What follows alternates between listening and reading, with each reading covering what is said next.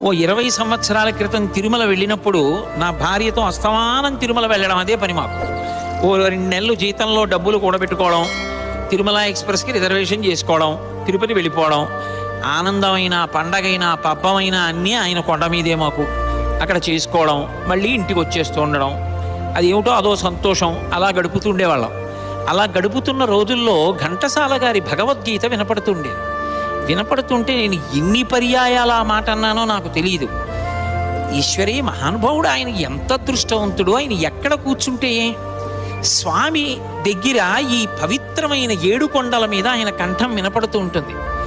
ఆయన చెప్తున్న మాటలు భగవంతుడు చెప్పినది భగవద్గీత. ఆయన చెప్పిన భగవద్గీత ఘంటసాల గారు చెప్తుంటే ఈశ్వరుడు కూడా చిరునవ్వుతో శ్రీదేవి భూదేవితో వింటాడు.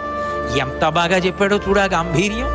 నేను ఎంత గంభీరంగా చెప్పానో అంత గంభీరంగా చెప్తున్నాడు.